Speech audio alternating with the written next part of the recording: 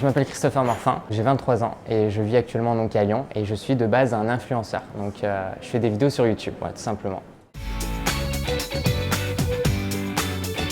J'ai commencé donc en 2011, j'avais environ 15 ans et j'ai commencé donc à faire des vidéos sur YouTube et puis petit à petit j'ai commencé aussi à me diversifier, que ce soit dans la création par exemple de sites e-commerce, de sites internet, en tant que consultant ou alors par exemple aussi en étant directeur de la stratégie digitale dans une start-up récemment qui est basée en Corse qui s'appelle Icar Technologies. Moi, c'est des difficultés que j'avais rencontrées il y a fort longtemps. J'ai été hospitalisé et donc, grosso modo, pour faire simple, en fait, je suis resté chez moi. Donc, pas de sport, j'avais pas le droit et donc c'est là où j'ai découvert l'univers YouTube.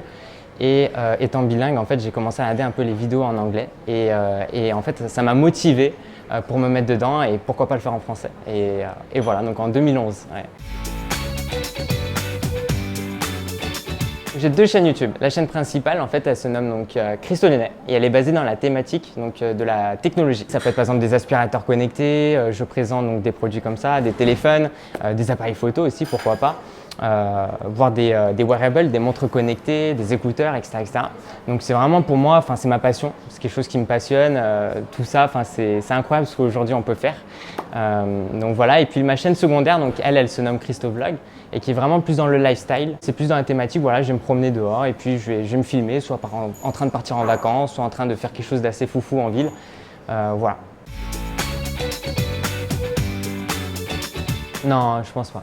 Ou ça serait très difficile. J'essaie des fois de faire des efforts où je fais une semaine de pause, ce qui est relativement rare, mais j'ai quand même à portée de main mon téléphone parce que les notifications, tout ça, c'est vrai que c'est même fait exprès.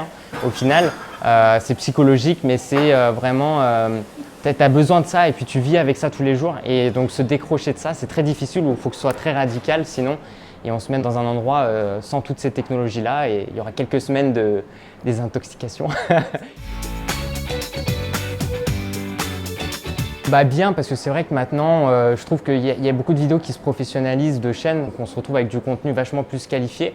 Mais c'est comme pour tout, il y a le pour et le contre. Il faut faire le tri, il faut s'abonner à des bonnes chaînes et soutenir aussi les bonnes chaînes, qu'on juge en tout cas être des bonnes chaînes. Et c'est comme ça. Moi, je suis un petit peu déçu honnêtement au fil des années de la plateforme YouTube. Ouais.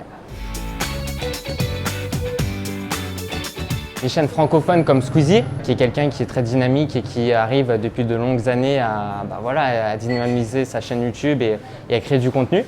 Il y a par exemple d'autres youtubeurs comme Amixem qui sont plutôt bien, qui font aussi pas mal de bonnes vidéos. Y penser aussi, alors là c'est un peu plus documentaire et qui donne son avis dans certaines thématiques ou qui explique comment marchent certaines choses. Très intéressant, donc oui, il y en a des tonnes. Je pense c'est de rester soi-même parce que si on essaie de créer un personnage, ce genre de choses où c'est faux, soit ça va se ressentir, soit sinon un jour ou l'autre on va pas aimer ça et on va être contre soi-même. Donc pour moi je pense qu'il faut apprendre à s'aimer, apprendre aussi à être soi-même, à être transparent et à essayer de donner une bonne image.